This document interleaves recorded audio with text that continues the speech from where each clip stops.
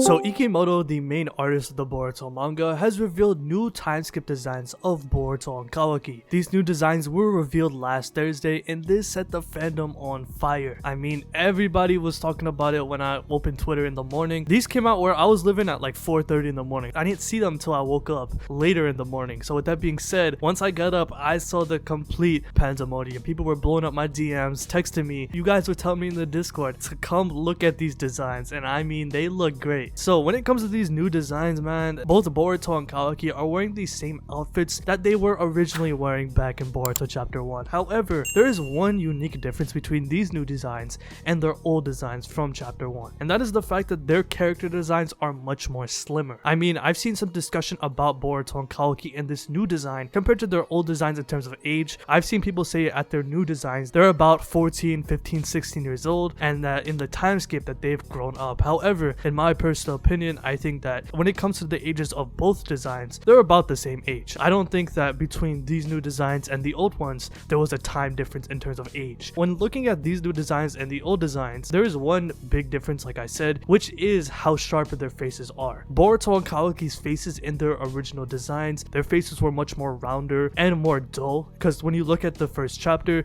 it was implied that they were battling. With that being said, there was a lot of blood, scars, battle damage, and dirt all over their face, implying that they were battling for a period of time before we got into the very first page of the manga. So with that being said, when it comes to looking at these new designs, they don't have any battle damage on their body, as the original design, as we saw in chapter 1, it was colored in by Ikemoto. These new designs are in black and white, and when looking at these new designs, they're much more sharper in terms of their facial features. Their faces are much more slimmer, and when it comes to their overall bodies, there's a pretty unique difference between them. For example, when you look at somebody like Kawaki, you can see more of his facial features strike out more compared to his original design from the manga, and I really like that because when it comes to Kawaki's design, I wasn't really the biggest fan. It did grow on me over time, but when looking at this new design, I'm a big fan of it, dude.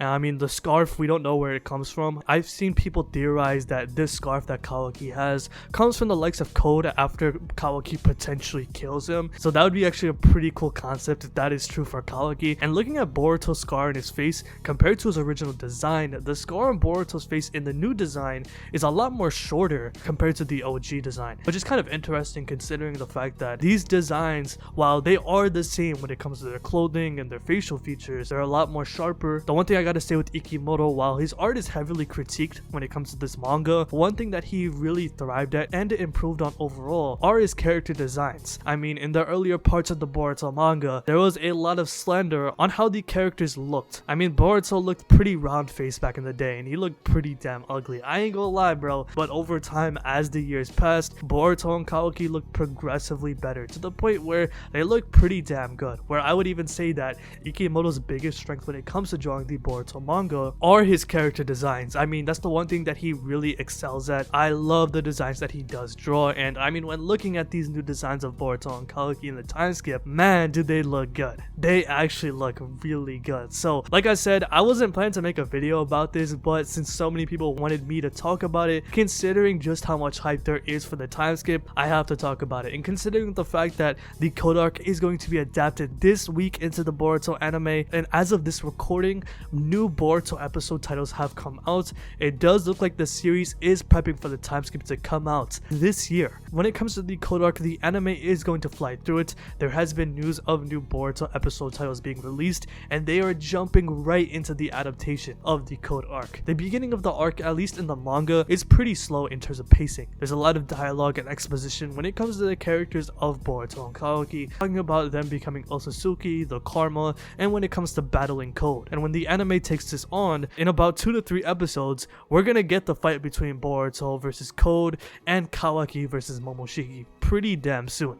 As a matter of fact, I'm pretty sure we're gonna get Borushiki versus Kawaki in his karma form by the time we get to mid-March or early April. That's how close we are when it comes to adapting the Code Arc, and with the fact that the anime is planning to essentially fly through the Code Arc adaptation when it comes to adapting this manga, it shows you that the series is prepping for the time skip. I'm not gonna lie, bro. It's something that we've been talking about every year. When it comes to the hype of this series, this is something that many fans have been looking forward to. Getting something like this is very exciting news, considering that literally 3 years ago, Ikemoto did say that the time skip was coming. So with the fact that we are getting these time skip designs designs, and with the fact that the code arc is going to fly through with its adaptation in the anime, it shows you that yeah, the time skip is actually gonna come. I truly think that this is the last arc in the Boruto series before the time skip happens, and I think this is the perfect time for it. I don't think there's going to be another long ass arc to introduce new powerful threats that will take another 4 to 5 years to get into the time skip. I doubt that will happen. I definitely do think this is the last arc pre-time skip,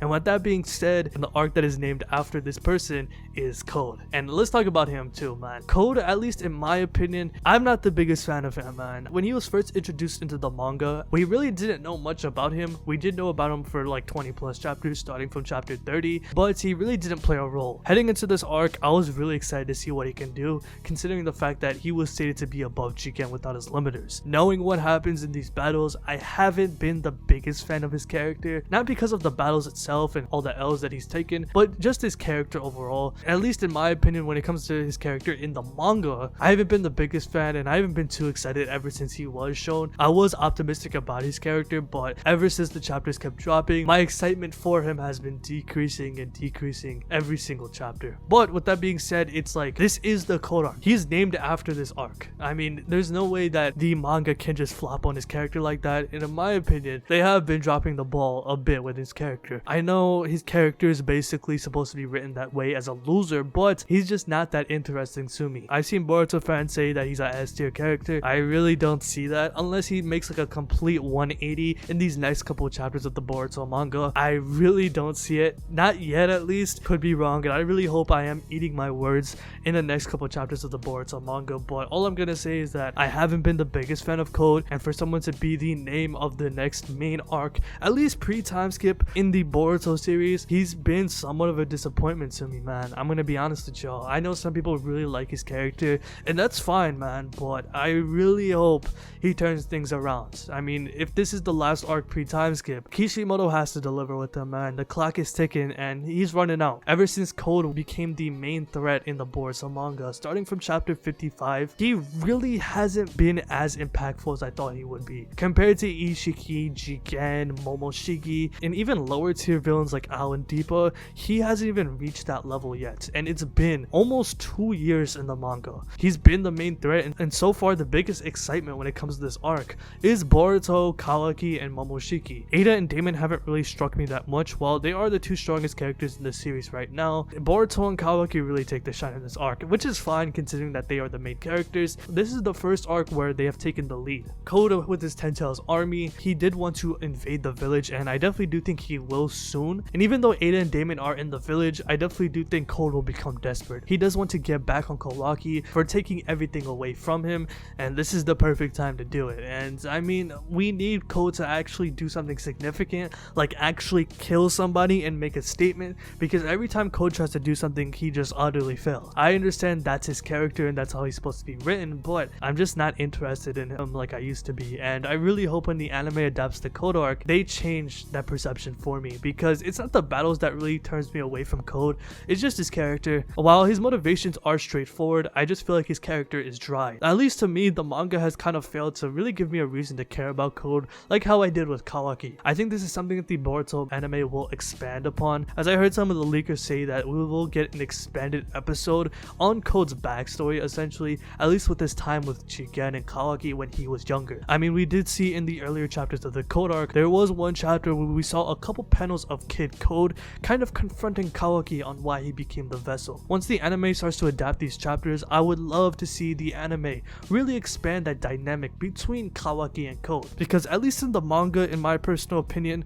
the manga has kind of failed to really show that dynamic between him and Kawaki. There really hasn't been shown much. It was only a couple pages at most, and I really want to see more of that. And I mean, the manga can show that later in the arc. They can show more of that dynamic from the past, but I think this is something that the anime really excels at when it comes to expanding content. And when it comes to looking at these episode previews, when it comes to the next 3 episodes in the Boruto anime, they're definitely going to fly through when it comes to this adaptation, which I'm very excited for, to the point where I definitely do think in the manga we're gonna get the time skip. But with that being said, I do want to tell people that just because we're going into the time skip, or at least prepping for it, doesn't mean the series will automatically get better. I understand that there's going to be a lot of hype since many fans have been talking about it, but all I care about when it comes to heading into the time skip is the execution. If it happens this naturally. I don't want Kishimoto to kind of force this onto us in the next couple of chapters. I much prefer for a smoother transition into the time skip when it comes to looking forward into things. And I think that all starts with Kawaki, because Kawaki wants to eliminate all the Otsutsuki, starting with Boruto. Where is Kawaki gonna go? What is he gonna do? Will Kawaki go rogue? Will he leave the village? Will he dimension hop because he has access to the karma and Ishiki's dojutsu?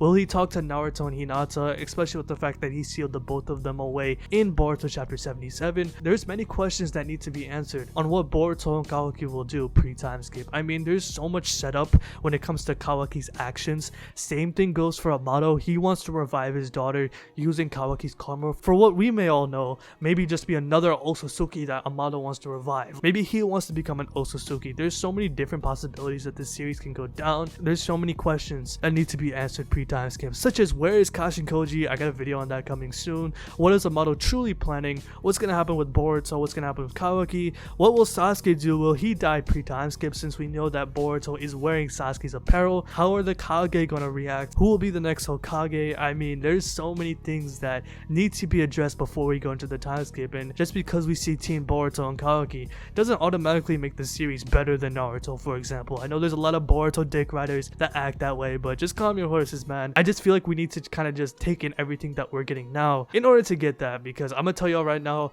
we're gonna be eating, right? We're eating right now with the content that we're getting, and it's only gonna go up, but I think we should actually focus on the content that we're getting right now, which is why I'm kind of telling you guys this, because I know people want to hop into the time skip, but the content that we're getting right now is going to be the main reason why we're getting all the destruction of the Leaf Village in the future when it comes to the flash forward scene. So let me know how you guys feel about this video in the comment section below. First, tell me how you guys feel about the new designs of Boruto and Kawaki from the time skip. I personally love them. I really like Kawaki's design. I think it's a lot more sharper compared to his original design. It looks much better. I wasn't the biggest fan of Kawaki's time skip design, but it looks a lot better to me now. It just shows you how much improvement Ikemoto went through when it comes to drawing these characters. Also, let me know, do you actually think the time skip is happening this year? Personally, I don't really care that much. I kind of care about the content that we're getting right now in the Boruto manga, as it is the precursor to everything that will lead into the time skip, and in my opinion, that is the most important content that needs to be addressed and answered when it comes to transitioning into the future, because we can't just get into the future and expect everything to be good. It needs to be a natural transition, or else it'll be forced in the story, and I just feel like a lot of people will be disappointed on their high expectations. So let me know how you guys feel about this video in the comment section below. If you do want to talk to me in the community, make sure y'all do join that Discord link in the description. So if you like this video, hit that like button, subscribe, hit the bell as well, and have a good day. Peace.